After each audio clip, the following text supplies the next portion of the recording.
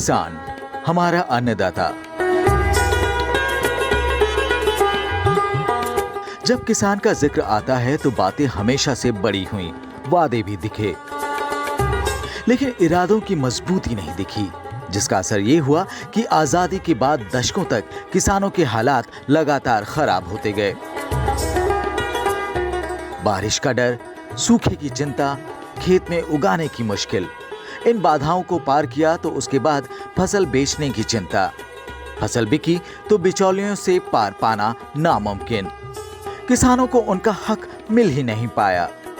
कुछ मिलने की आस थी, लेकिन किसानों के हिस्से हमेशा इंतजार आया। उसको उसके हालातों पर छोड़ दिया गया। योजनाएं आईं, लेकिन उनका असर जमीन पर नहीं दिखा। इच्छा शक्ति का अभाव साफ देखा गया। अन्नदाता के लिए जरूरत थी कुछ ठोस करने की, जिससे न सिर्फ उसके जीवन में बदलाव आए, बल्कि उसके लिए एक राह तैयार हो पाए।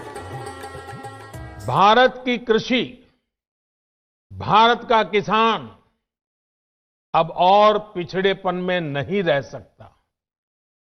दुनिया के बड़े बड़े देशों के किसानों को जो आधुनिक सुविधा उपलब्ध है, वो सुविधा भारत के भी किसानों को मिले, इसमें अब और देर नहीं की जा सकती। समय हमारा इंतजार नहीं कर सकता। देश के मेहनतकश किसान के लिए अंतहीन हो चुकी तकलीफों के लंबे दौर के बाद 2014 में बदलाव के दौर की शुरुआत हुई। 2014 में नरेंद्र मोदी के नेतृत्व में बनी केंद्र सरकार ने शुरू से ही किसानों के कल्याण की दिशा में अनेक महत्वपूर्ण फैसले लेने शुरू कर दिए।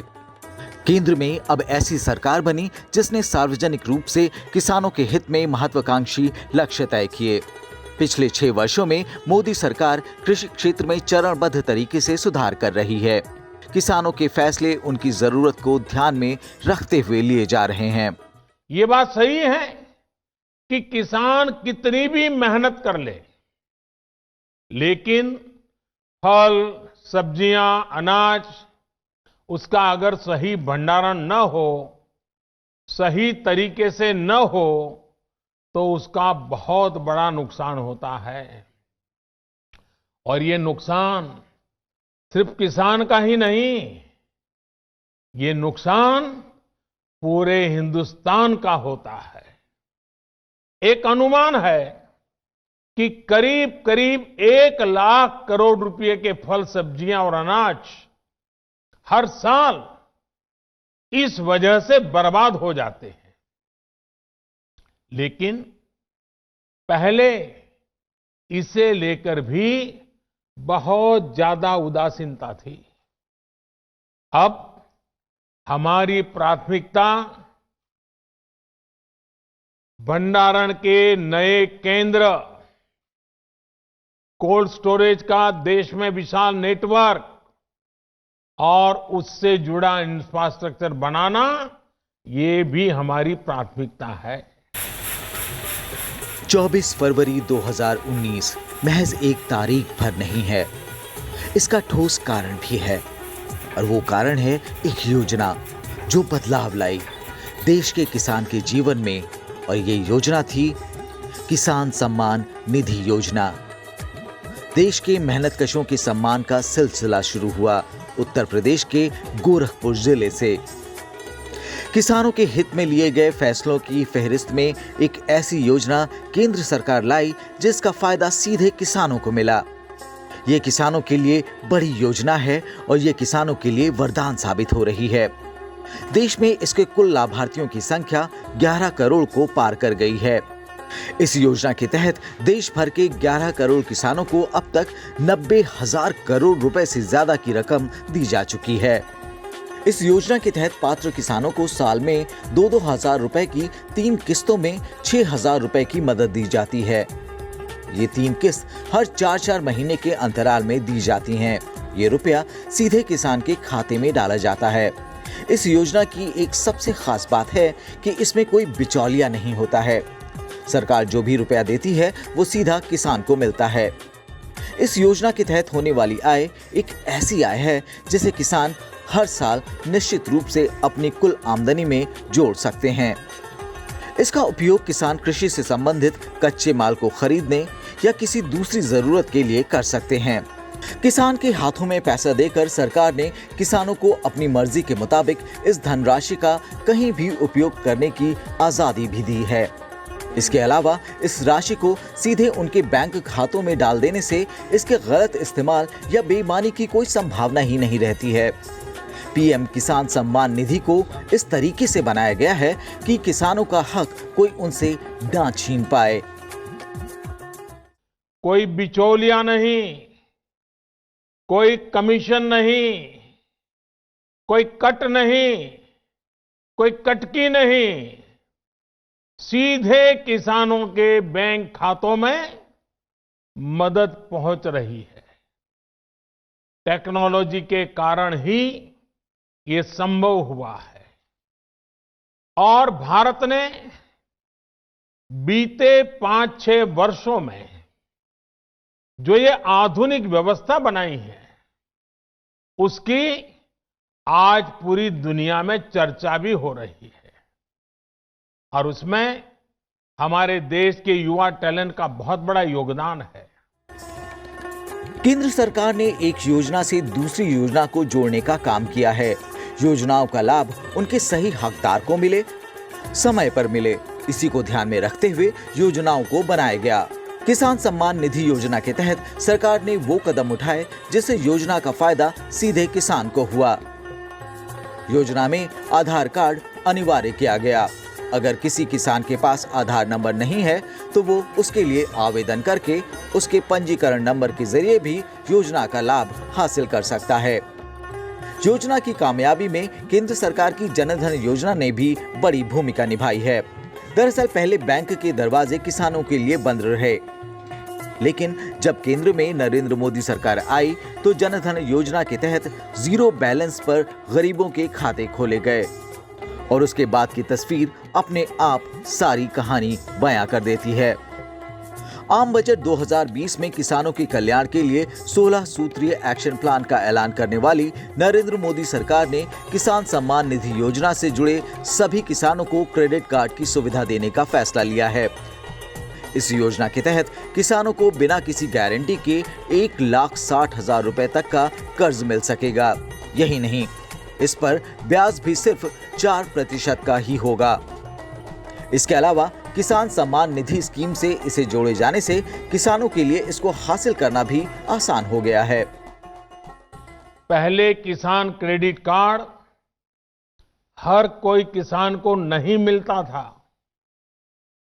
हमारी सरकार ने किसान क्रेडिट कार्ड की सुविधा देश के हर किसान के लिए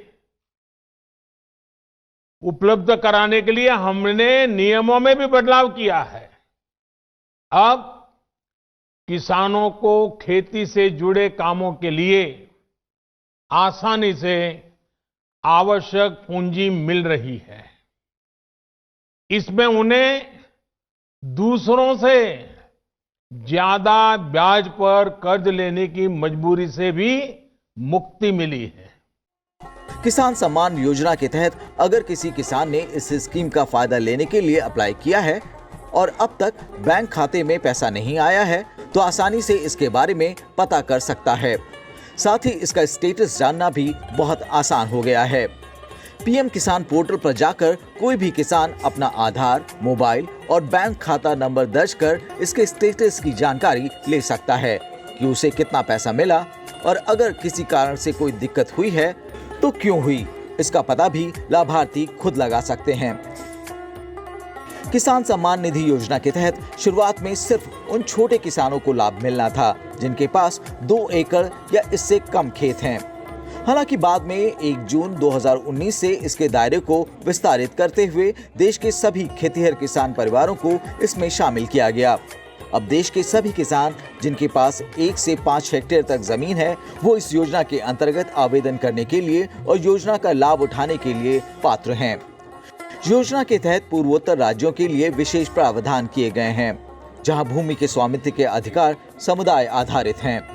वन निवासी और झारखंड जिनके पास भूमि के अद्यतन रिकॉर्ड और भूमि हस्तांतरण पर प्रतिबंध नहीं है। For 6 crore beneficiaries by the pressing of the button. Bandhugale, 12,000 crores in the bank accounts of the farmers. Please give a huge round of applause. ये तस्वीरें जनवरी 2020 की हैं, जब कर्नाटक के तुमकुर में पीएम किसान सम्मान निधि के तहत 6 करोड़ में किसान के खाते में इलेक्ट्रॉनिक माध्यम से पैसा जमा किया गया। ये तस्वीरें उस बदले हुए वक्त की गवाही दे रही हैं जिसका इंतजार दशकों से किया जा रहा है। ये कड़वी सच्चाई किसी से नहीं छिपी कि जब किसी योजना का पैसा लाभार्थी तक पहुंचता था तो वो सिर्फ नाम मात्र का रह जाता था। उसका एक बहुत बड़ा हिस्सा बिचौलिए मार जाते थे। लेकिन नरेंद्र मोदी सरकार के केंद्र में सत्ता में आने के बाद तस्वीर बदली है। आज दिल्ली से भेजे गए पूरे पैसे गरीब किसान के खाते में पहुंचते हैं।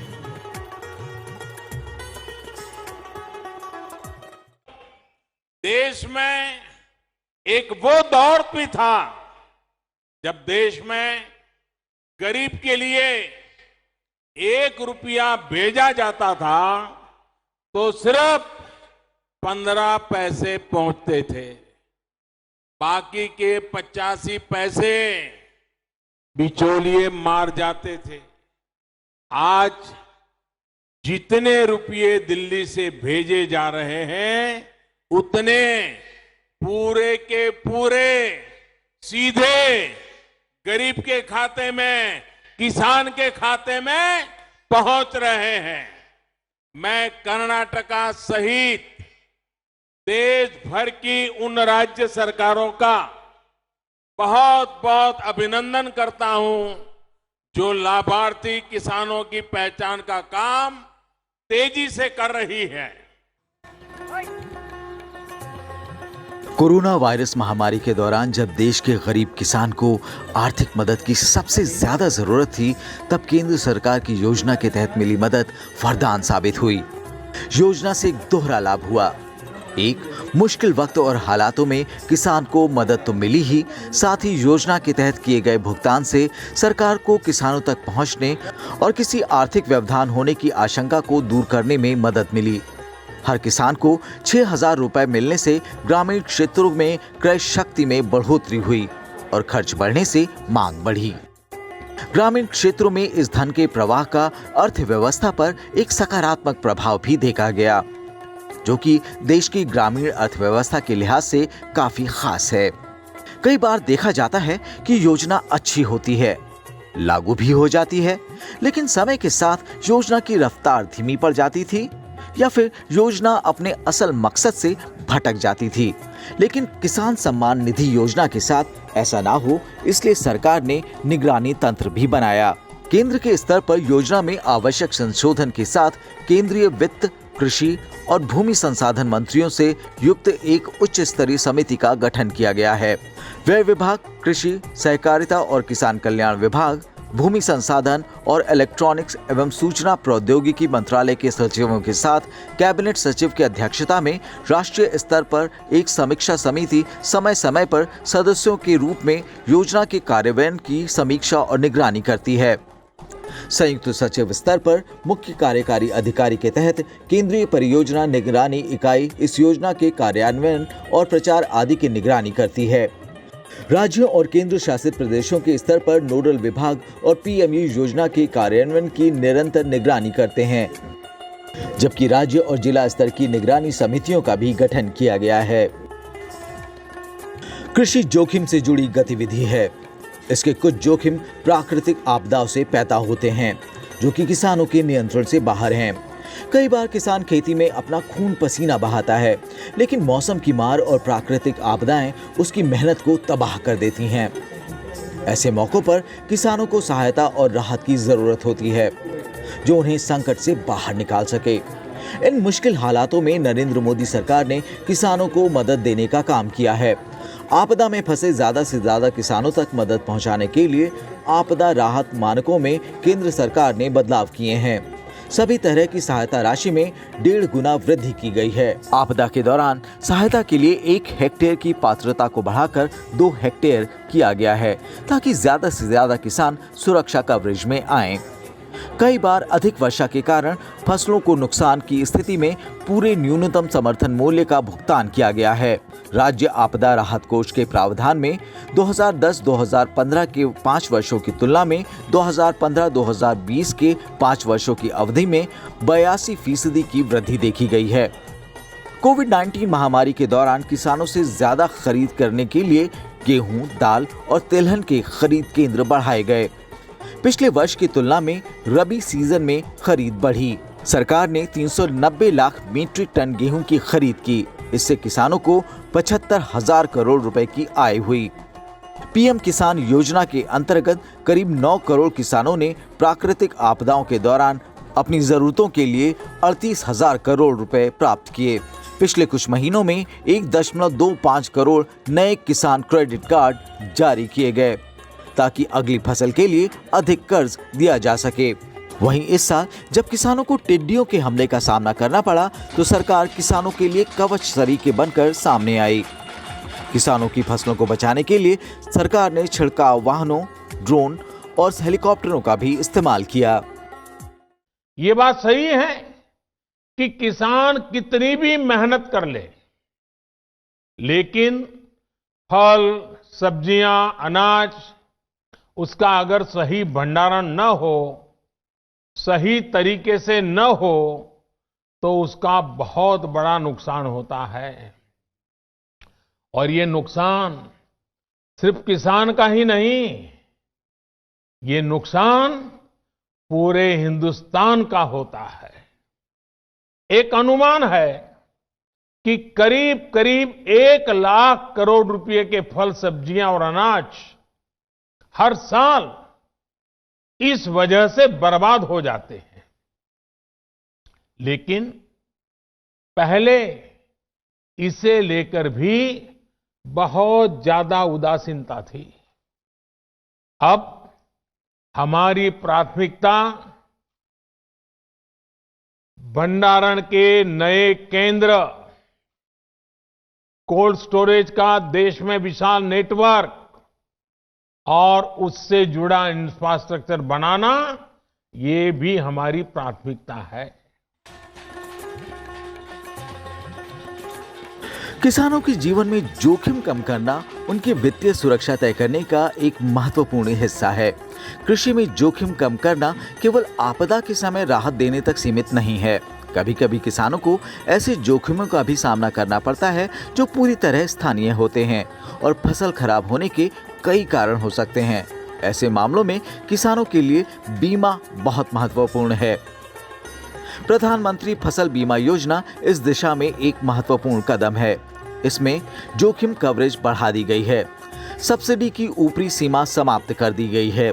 फसल कटाई बाद नुकसान का आकलन करते समय यहां तक कि चक्रवाती तूफान और बेमौसम बारिश के साथ साथ ओलावृष्टि से होने वाली क्षति को भी ध्यान में रखा जाता है और दावों के जल्द निपटान के लिए प्रौद्योगिकी का उपयोग किया जाता है।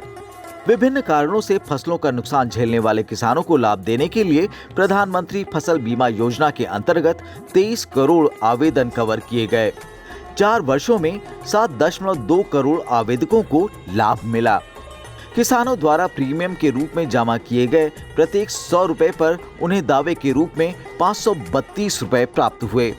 प्रीमियम में अपने हिस्से के रूप में किसानों ने 17,450 करोड़ रुपए जमा कराए थे, जिस पर उन्हें 87,000 करोड़ रुपए से भी ज्यादा की दावा राशि का भुगतान किया गया है। फसल कटाई के बाद नुकसान का आकलन करते समय बेमौसम बारिश और चक्रवाती वर्षा के अलावा ओलावृष्टि को भी शामिल करने से किसानों के जोखिम काफी कम हो गए हैं। इसमें किसानों के अधिकारों को बनाए रखने और किसानों के दावा निपटान में देरी करने वालों को दंडित करने का प्रावधान किया गया है। केंद्र की नरेंद्र मोदी सरकार हमेशा किसानों की जरूरतों के प्रति काफी संवेदनशील रही है। अगर किसानों के लिए कोई फैसला लेना हो या उनसे जुड़ा कोई बदलाव करना हो तो सरकार उन्हीं के मुताबिक काम करती है। प्रधानमंत्री फसल बीमा योजना की सफलता के बावजूद कुछ किसान चाहते थे कि इस योजना का सदस्य बनने को स्वैच्छिक बनाया जाना चाहिए। इससे पहले कर्ज लेने वाले किसानों को स्वतः ही इस योजना का सदस्य बना दिया जाता था। हालांकि किसानों की राय को ध्यान में रखते हुए खरीफ सीजन 2020 से यह योजना संशोधित कर दी गई है। इसके तहत इसका सदस्य बनना अब स्वैच्छिक कर दिया गया है। और इसी आधार पर मैं विश्वास से कहता हूं कि हमने हाल में जो कृषि सुधार किए हैं उसमें अविश्वास का कारण ही नहीं है, झूठ के लिए कोई जगह ही नहीं है। मैं अब आपसे कृषि सुधारों के बाद बोले जा रहे सबसे बड़े झूठ के बारे में बात करूंगा। बार बार उस झूठ को दोहराया जा रहा है, जोर जोर से बोला जा रहा है, जहां मौका मिले वहां बोला जा रहा है, बिना सिर पैर बोला जा रहा है। जैसे मैंने पहले कहा था, स्वामीनाथन कमेटी की रिपोर्ट को लागू करने का काम हमारी ही सरकार ने किया। अगर हमें एमएसपी हटानी होती तो स्वामीनाथन कमेटी की रिपोर्ट लागू ही क्यों करते भाई? आपने भी नहीं की थी, हम भी नहीं करते। नरेंद्र मोदी सरकार ने किसानों को सामाजिक सुरक्षा भी प्रदान की है। सरकार किसानों की आज को सुरक्षित करने के साथ साथ उसके कल के लिए भी उसको बेफिक्र करना चाहती है, ताकि वो भविष्य की चिंताओं में ना उलझे। केंद्र सरकार की तरफ से चलाई जा रही किसान मानधन योजना देश के करोड़ों किसानों के लिए बुढ़ापे की लाठी बन रही है। इस योजना के तहत किसानों को 60 साल की उम्र के बाद कम से कम 3,000 रुपए हर महीने पेंशन मिलती है। अब तक इस योजना में 21 लाख से ज्यादा किसानों ने अपना रजिस्ट्रेशन कराया है। किसान पेंशन योजना के तहत 18 से 40 वर्ष तक की आयु वाला कोई किसान इसमें रजिस्ट्रेशन करा सकता है। हालांकि वही किसान इस योजना का फायदा उठा सकते हैं जिनके पास अधिकतम 2 हेक्टेयर तक ही खेती योग्य जमीन है। योजना के तहत कम से कम 20 साल और अधिकतम 40 साल तक 55 रुपए से 200 रुपए तक मासिक अंशदान करना होता है, जो किसान की उम्र पर निर्भर है। अगर 18 साल की उम्र में जुड़ते हैं तो मासिक अंशदान 55 रुपए हर महीने होगा। वहीं अगर 30 साल की उम्र में इस योजना से जुड़ते हैं तो 110 रुपए हर महीने अंशदान करना होगा। इसी तरह अगर आप 40 की उम्र में जुड़ते हैं तो 200 रुपए महीना अंशदान करना होगा। पीएम किसान मानधन में जितना योगदान किसान का होगा उसी के बराबर योगदान सरकार भी पीएम किसान खाते में करेगी। अगर किसान की मृत्यु हो जाती है तो किसान की पत्नी पारिवारिक पेंशन के रूप में 50% पेंशन पाने की हकदार होगी। अगर किसान ने इस योजना में नियमित रूप से योगदान किया है और 60 वर्ष की आयु प्राप्त करने से पहले किसी भी कारण से स्थायी रूप से विकलांग हो जाता है और इस योजना के तहत योगदान जारी करने में असमर्थ है तो किसान की पत्नी नियमित रूप से भुगतान करके बाद में इस योजना को जारी रखने की हकदार होगी। ऐसे किसान की पत्नी अगर चाहे तो स्कीम से बाहर भी निकल सकती है। ऐसी स्थिति में ब्याज के साथ पेंशन फंड द्वारा वास्तव में अर्जित या बचत बैंक ब्याज पर ब्याज जो भी अधिक हो दी जाएगी। गांव, गरीब और किसान की तरक्की नरेंद्र मोदी सरकार की प्राथमिकता में शामिल रहा है। किसानों के लिए किए जा रहे कामों में इसकी झलक साफ दिखाई दे रही है।